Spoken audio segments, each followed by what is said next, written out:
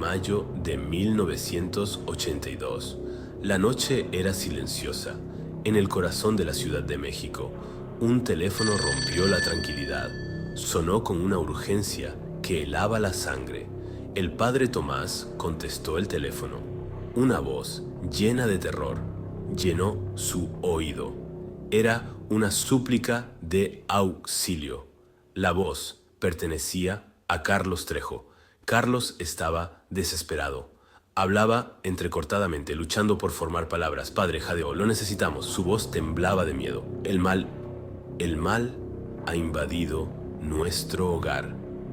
Carlos le suplicó al padre Tomás que fuera. Usamos una ouija, confesó Carlos. Ahora estaban atrapados con algo siniestro.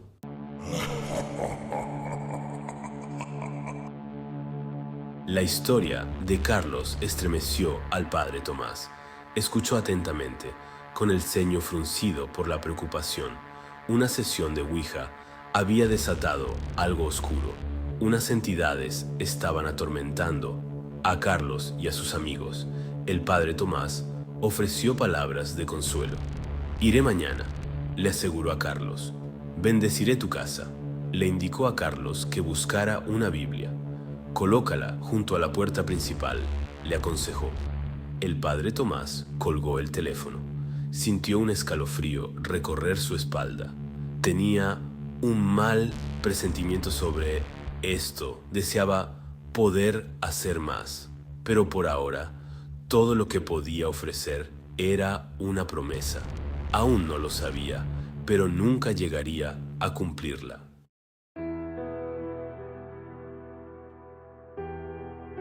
El aire era denso por la expectación. La risa llenaba la habitación. Carlos y sus amigos eran jóvenes, eran despreocupados. Norma, la hermana de Carlos, tenía un brillo travieso en los ojos. Ella sugirió una sesión de ouija. Comenzó como una broma. Querían asustar a Norma.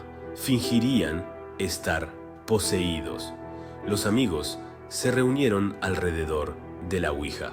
Colocaron las yemas de los dedos sobre la plancha. La habitación quedó en silencio. ¿Hay alguien ahí?, preguntó Norma, con voz apenas audible. La plancha tembló.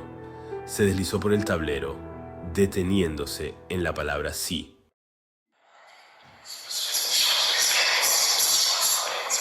Risas nerviosas llenaron la habitación. Algunos estaban divertidos, otros un poco nerviosos. Norma, atrapada entre el miedo y la emoción, continuó. ¿Puedes hablar con nosotros?, preguntó. La plancha se movió de nuevo. No jueguen con cosas que no entienden, decía. La habitación quedó en silencio. La risa murió en sus gargantas. El aire se volvió pesado, sofocándolos con temor. De repente, la plancha comenzó a moverse erráticamente. La luz de las velas parpadeaba violentamente, proyectando sombras grotescas en las paredes. Algo iba terriblemente mal.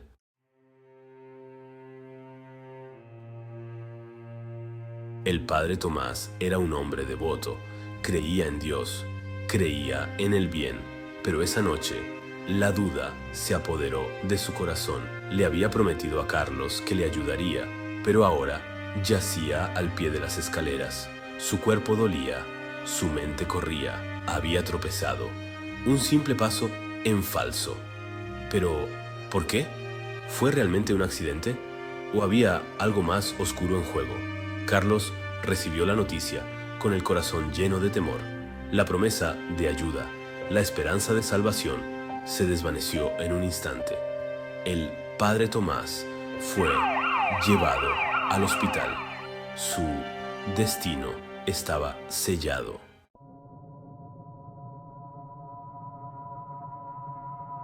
La familia Trejo estaba atrapada. Su hogar ya no era un santuario, era una prisión. Extraños ruidos resonaban por toda la casa. Susurros parecían emanar de las paredes. Las puertas se cerraban de golpe por sí solas. Carlos y sus hermanos sentían una constante sensación de temor.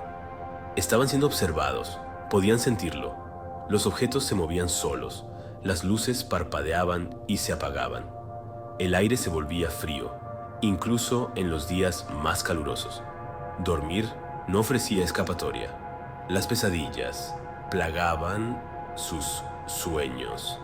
Vivían con algo maligno.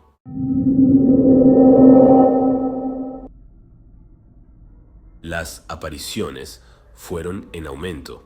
Los susurros se hicieron más fuertes. Se convirtieron en voces claras que cantaban en una lengua desconocida.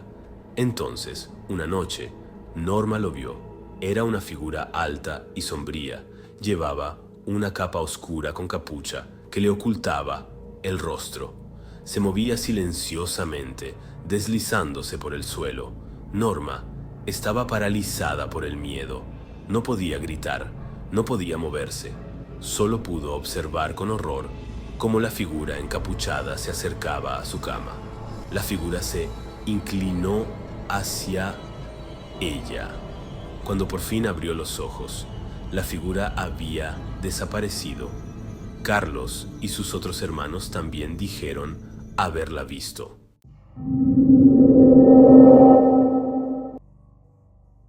La sesión de Ouija había desatado una fuerza malévola. Esta proyectaba una larga sombra sobre la vida de todos los implicados. Uno a uno encontrarían la muerte. Emanuel, el novio de Norma, fue el primero en partir. Su muerte fue espantosa. Iba conduciendo con su familia por una carretera que conocía bien. Entonces, sin previo aviso, su coche se salió de la carretera. Se estrelló contra un árbol. El impacto fue catastrófico. La muerte de Emanuel fue lenta y agónica.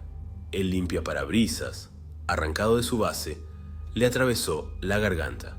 Jorge, uno de los amigos de Carlos, corrió la misma suerte. También murió en un accidente de coche. Su coche, al igual que el de Emanuel, parecía tener vida propia. La maldición, al parecer, era implacable.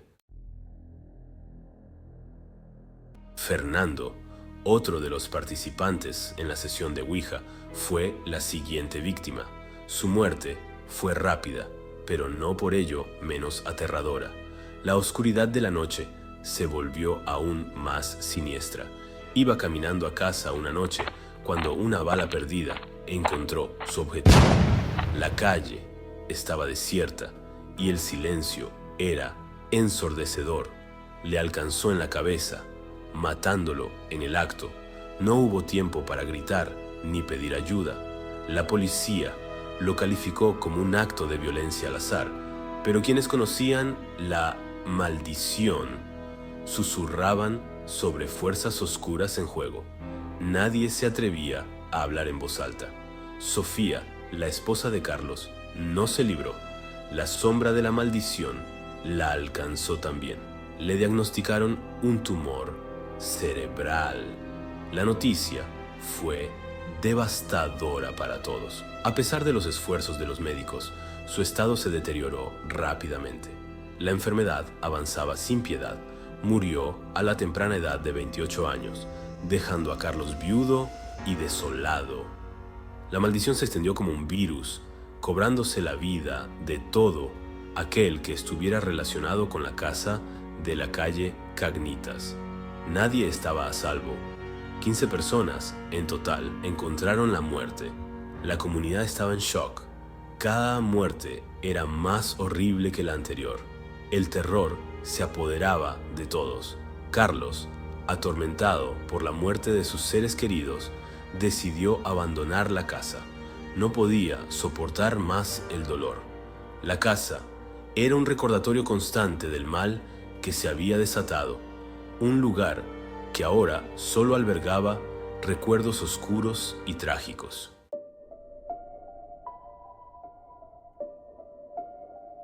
Carlos, desesperado por obtener respuestas, buscó a expertos en lo paranormal. Necesitaba comprender el mal que había invadido su hogar. Consultó a historiadores, investigadores e incluso a un chamán. Indagaron en la historia de la casa de la calle Cagnitas. Lo que descubrieron les heló la sangre. La casa resultó ser, estaba construida sobre tierra profanada. Se levantaba sobre el terreno de un antiguo cementerio.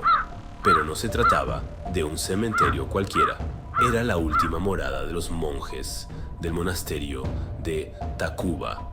Estos monjes pertenecían a una orden siniestra, con un pasado oscuro y sangriento. Los monjes de Tacuba eran miembros de la Santa Inquisición. Torturaron y asesinaron a innumerables inocentes en nombre de Dios.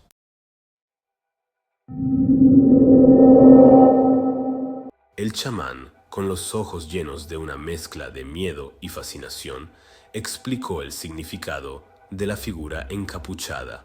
Su voz temblaba mientras describía la oscura presencia que había sentido. Era el espíritu de un monje, dijo, que había muerto de forma violenta entre los muros de la casa. Su alma no había encontrado paz. El monje, impulsado por la rabia y la sed de venganza, estaba atrapado en el plano terrenal. Su furia crecía con cada día que pasaba. Le molestaba la presencia de los vivos en su dominio. No soportaba ver a los vivos en lo que consideraba su territorio.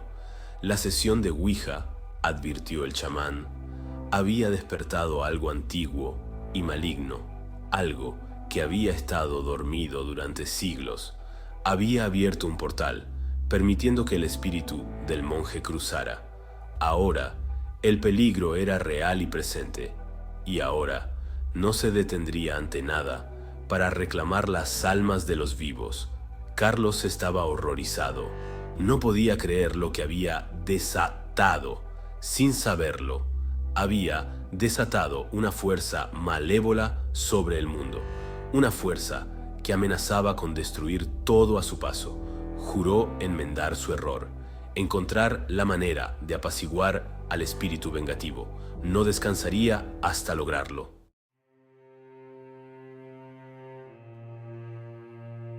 La casa de la calle Cagnitas sigue en pie, desafiando el paso del tiempo.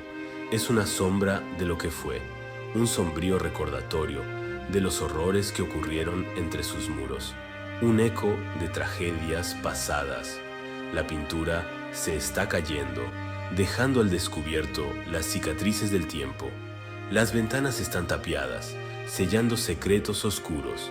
Un aire de tristeza se cierne sobre la propiedad, un peso palpable que parece abatir a todo aquel que se atreve a acercarse, como si la casa misma respirara melancolía.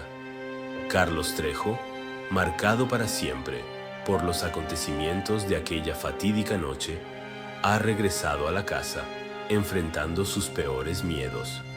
Vive allí solo, una figura solitaria que lidia con los fantasmas de su pasado, buscando redención en la oscuridad. Ha dedicado su vida a comprender la entidad que habita la casa, estudiando cada rincón y cada susurro. Busca respuestas, una forma de hacer las paces con la oscuridad que ha consumido su vida, esperando encontrar paz. La casa de la calle Cagnitas se ha convertido en una macabra atracción turística, un imán para los curiosos, gente de todo el mundo, atraída por las historias de lo paranormal, acude al lugar, deseando experimentar lo inexplicable. Vienen buscando un atisbo de la oscuridad, un roce con lo desconocido, una experiencia que les haga sentir vivos. Carlos les da la bienvenida, con una mezcla de advertencia y hospitalidad. Considera que es su deber advertir a los demás sobre los peligros de jugar con el ocultismo, compartiendo su conocimiento.